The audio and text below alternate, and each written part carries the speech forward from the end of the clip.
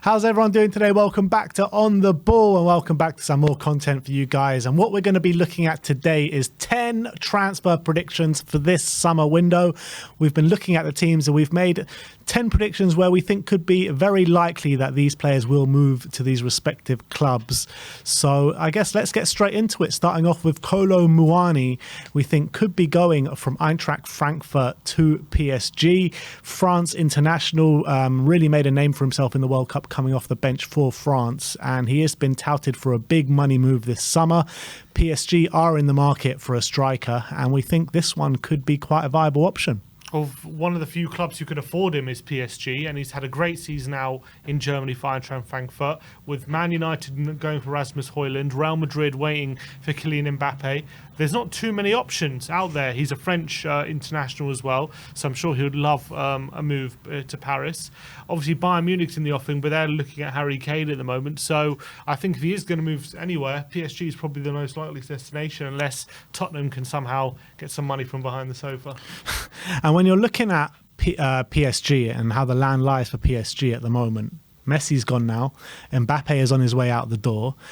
So when you're looking at it, star names are exiting the club in quite remarkable fashion, where you got Neymar, looks like to be the star man again at PSG.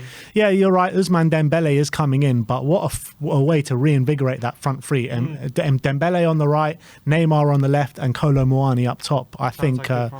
sounds like a really good plan for PSG, in my opinion. So that one is one that we think could happen at some point during this window. Next up, we're going to be talking about Mohamed Kudos, who we think could be going from Ajax to Chelsea. Well, he's linked at the moment to Arsenal and to Chelsea, but I think Chelsea's going to be the more likely destination, because even though it's weird to think about, but even though Chelsea have spent so much money over the last two windows, they're actually short of players. In central midfield, they literally only have Conor Gallagher. In the forward line, especially where Kudos plays, like more on the right-hand side, they really only have Noni Madueke at the moment. A lot of the other players have left, and they have obviously Nkunku, but he looks like he's going to be playing the forward position, so they could be looking for a player who could play the number 10 one as well. Kudos covers all those kind of areas, so I actually think they've got money to spare now, because they've gotten in so much money from player sales this summer. I actually think Kudos to Chelsea has a lot of legs, and I think he'd be willing to go there, even though they've got no European football this year.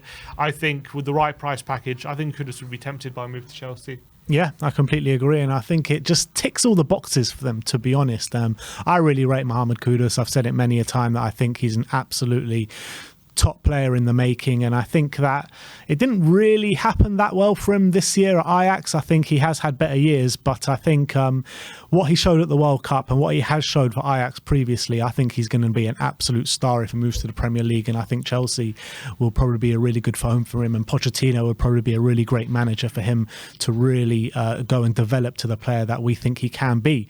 Next up, we're going to be talking about PSG again, and this time for Kylian Mbappe, and it's the one that's no secret to anyone, that is Kylian Mbappe to Real Madrid. We all know that his contract is going to run out at the end of the season. We know that PSG are trying to get rid of him because he is refusing to sign that contract. So, and we also know he only wants to go to one place, and that is Real Madrid. So we do think that maybe a transfer will get done at some point in this summer. Yeah, there's a lot of talk about Saudi Arabia, which he's rejected. There's Premier League moves like Chelsea and Liverpool, but we think that those are probably a bit far-fetched monetarily. We know that he's got his heart set on Real Madrid this summer. If there's any way they can agree a financial package that can suit both parties, I think this deal probably does happen this summer. We know Mbappe is not going to sign a deal, so from PSG's point of view, they have to sell him this summer. They've already communicated that very, very clearly.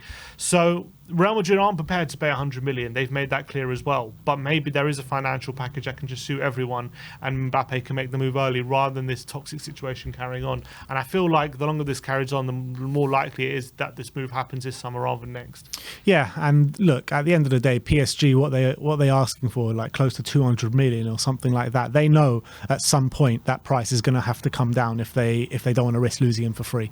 Yeah. Next up, let's talk about João Felix of Atletico Madrid. We are predicting that he could go to Barcelona this summer. And for me, it makes sense and it doesn't make sense. I mean, for me, I can't really see Barcelona paying Atletico Madrid the money that they want. But I do think João Felix will fit into Barcelona in the way they like to play, with a glove on a hand. Yeah, They haven't spent too much money so far this summer, Barcelona. A lot of it has been free transfers for the likes of Gundogan. I can't remember who else they've signed, but they haven't spent too much money. And they're getting a decent, well, not a massive fee altogether for Dembele, but he is leaving, which is a big blow to their forward line options. And they do have the likes of Fati, Ferran Torres, and Rafinha in the forward line. But I do feel like if there's a deal, we know João Felix really wants to go to Barcelona. We know Atletico Madrid really want to sell him. Well, they've done business before with Antoine Griezmann not so long ago. They managed to do a deal. Obviously, I don't think this deal is going to be the size of that one, but I do believe that Barca would be very interested in him. That he's also potentially could be a long-term replacement for Lewandowski if Felix can kind of adapt himself into the number 9 position as well. So I think this is a deal that can be done before the end of the window, because I think he really fits into Barcelona. I think he's a player ready to explode, and I think it's a deal that both parties want. But what kind of price do you see this happening for? Because it is rumoured that Atletico Madrid are looking to recoup the money that they did pay for them, which was north of 100 million. I think they know themselves they can't do that, because the fact is they've only been able to loan him out in the last 6 months when they tried to get rid of him. They're not going to get the 100 million that they spent on him. No one's going to pay it. So if they're gonna if they really want him to leave, and he really wants to leave, there's going to have to be some compromise, and I think there will be a compromise in this one. So I'm looking at probably 60, 70 million. I think that'd be a great deal. Yeah. That'd be a great deal for Barcelona. It definitely fits into the way they like to play. Next up, we're going to talk about Florian Balogun of Arsenal to Inter Milan. We all know the links are there. Inter Milan have made Balogun a priority this summer. Arsenal looking for around 50 million for the striker, who got over 20 goals in Liga last year for Reims. I think that they're not going to be getting that 50 million which they really want. We know that he's training separately from the whole Arsenal squad, and they're expecting him to leave, and I think Arteta doesn't really want anyone around that doesn't want to be there. So I do expect this transfer to happen, but I think 50 million is a bit too much for Inter Milan. Yeah, I think Arsenal will probably accept a lower fee. We saw that Inter were prepared to pay upwards of about 30 million for Romelu Lukaku. That deal's now fallen through, but it just shows a bit that some of the funds are there to get a new striker, and I do think a fee in a similar region to that, maybe a bit less, but a similar region to what they offered for Lukaku will be enough to convince Arsenal to part with Balogun. They've already got Nketiah, they've got Jesus. They know Balogun, as much as he's a good player and even potentially better than Nketiah, he is a bit surplus to requirements right now in terms of he's not desperate for the squad. He wants to be the number 1 striker somewhere, and if it's not going to be Arsenal, he wants to leave. He's made that clear. So I do think there's going to be some movement in this transfer window for him. I don't see Arsenal holding clubs to ransom and forcing Balogun to stay as third choice striker and be unhappy. So I think 30 million for Balogun to Inter Milan, considering they need a striker as well. Dzeko's gone as well. Makes sense. Yeah, it does make sense. Didn't we hear rumours of a 35 million offer going in and that not being accepted last week? I don't know. I can't remember. So, I mean, if that's the case and they're rejecting 35 million offers, then I don't think they're going to get much more, to be honest. There is a question going around football Twitter at the moment. If Højlund's going for 70, 75 million, why doesn't Balogun go for a similar price? Well, I can tell you why he's not going for a similar price, because Manchester United, the buying club, did everything they can to get Højlund through the door. And I think Højlund, first of all, has got a bigger ceiling than Balogun. And second of all, you need a club that has the coffers of Manchester United to say, look, we're going to do everything that we can to go and get this player. The way this transfer is working, it's more like Arsenal kind of touting him out to Europe and touting him out to different clubs. So because of that, they're not going to get the fee that Højlund went for. Yeah, exactly. And I think as well, Højlund, as much as arguably hasn't shown as much as Balogun last season, I think the profile of both players, you can see that Højlund has a bigger profile than Balogun right now. Not to say Balogun has a bad profile, but I think technically you'll see Højlund's a better player. Yeah, but obviously over 20 goals in his breakout season is nothing to be sniffed Definitely at, not. Albeit he didn't make moves in the Championship the year before, but we'll better left unsaid. Let's move on to another Arsenal player in Nuno Tavares. We're predicting he goes to Borussia Dortmund in place of Rafael Guerreiro this summer. Exactly. So they've sold 2 left backs, an old one in Nico Schulz, who's been there a while. Rafael Guerreiro has gone to Bayern Munich in a transfer which probably upset a lot of Dortmund players. He's been a brilliant left back for them for many years. Nuno Tavares is an interesting one. Had a year at Arsenal where he didn't impress too much, and then he's gone on loan to Marseille where he had a pretty good good season by all accounts, scoring 6 goals. And if you look at the data, he profiles fairly similarly to someone like a Rafael Guerreiro. He's 23 years of age. I think Arsenal with Tierney and Zinchenko definitely don't need Tavares hanging around. He's probably going to be up for sale. And I think he's a perfect kind of player for Dortmund, a young left back who's really good at dribbling, really offensive, and can join the attack, and someone who can grow with them. So I think that makes a lot of sense for Tavares to move over to Dortmund.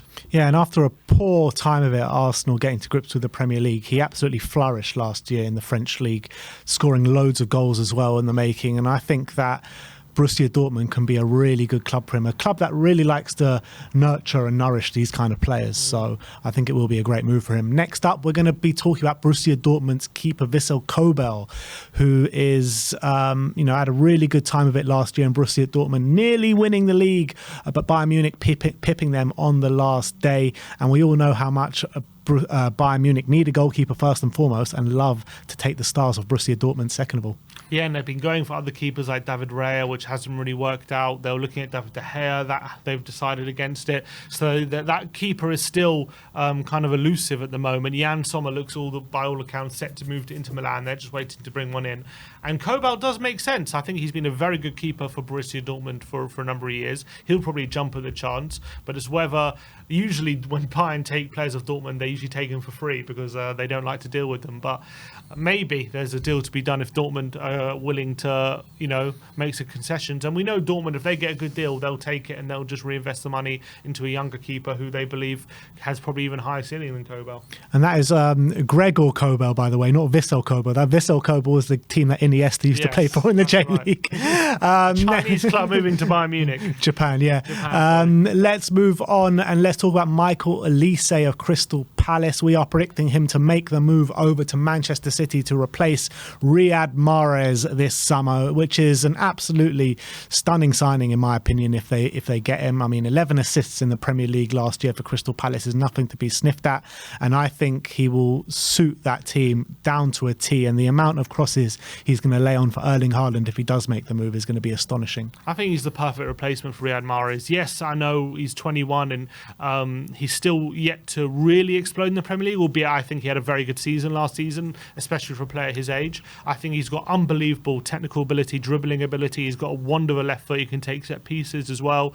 I think he's about to explode. I think if City wait another year, this guy's going to be an £100 million player. If they get him this year, it's probably going to be cheaper than that. Maybe they can get him. There was rumours of a release clause. I don't know if that's true. Some people saying it's not true. If it is true, I think he's definitely gone this summer. If it's not true, I think you're probably looking at 50 million, 55 million for him. And I still think that's a good deal because I think his price is going to double over the course of the season. And I think if you're looking at a player in the Premier League who's the perfect replacement for Mahrez, who's attainable for Man City, I think Elysee is the one that's probably going to top the list. I think he profiles very similar to Mahrez as well. And I actually think he's probably a bit more of a team player than Mahrez as well. So I honestly think this one has legs, and we know City need to sign someone, so I think why not Michael Elysee? Yeah, I think it'll be a great deal for them.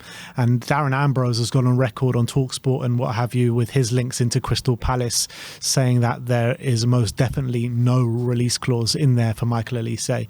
Next up, we're going to be talking about Martin Zubimendi of Real Sociedad. We're predicting him to potentially go to Chelsea this summer. We all know the long interest in Caicedo that they do have. Bids keep getting rejected for obscene amounts of money, the latest one being around 80 million. And we're thinking that Zubimendi has a lot of the skill sets that Caicedo does have in the centre of the park, and he will command a lot less of a fee than Caicedo will command. So I think this one actually has legs. I think it's a very smart move if Chelsea go for someone like him, because I think Caicedo's way overpriced. I think Zubimendi has been doing it for Sociedad for a couple of years now at least, and I've been really impressed with how he's really brought his game on. And I think you're getting a player for less fee, for a much, much lower fee, who's probably just as good as Caicedo. I think Liverpool as well should be looking at him for that final midfield spot they're looking at if they can't get Lavia over the line. So I definitely think he's one who hasn't been talked about much this summer, but I think he could well be on the move if Premier League clubs start sniffing around. Next up is Franck Kessié of Barcelona, and we're predicting him to move to North London and to Tottenham. It has been reported that Tottenham are in the market market for a midfielder with Højbjerg potentially going out the door, and the futures of Lo Celso and Ndombele are very much uncertain as well. So if Spurs are looking for a midfielder, I think a cut price deal for Franck Kessié could be one of the best deals that they can do. Yeah, and I think Barcelona have already replaced him in Oriol Romeo. It looks like they've got Pedro, they've got Gavi, they've got Frank de Jong. They've got a number of options right now in central midfield. There doesn't seem to be a place for him. They don't seem very happy with him. He doesn't seem very happy there. And all the rumours at the moment circulating are suggesting that, you know, because Barca got him on a free, they're very willing to sell him for a cut price deal and not look to get too much of a fee, because anything they get is a profit. If that's the case, I think that really would make sense for Tottenham to make a move, because Højbjerg looks of interest to Atletico Madrid. The sticking point there is the price tag, but there's no reason for Tottenham to demand too much money. If it's possible for them to get a replacement in Kessié for a cut price free, then maybe they could also have some leeway in the negotiations for Højbjerg to Atletico. So I think in terms of how the transfer merry-go-round goes, I think it makes sense for Højbjerg to go for a cut price fee, and then Spurs get Kessié for a cut price fee.